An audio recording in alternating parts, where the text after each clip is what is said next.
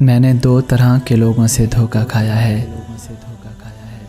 ایک وہ جو میرے اپنے تھے اور دوسرے وہ جو میرے بہت اپنے تھے۔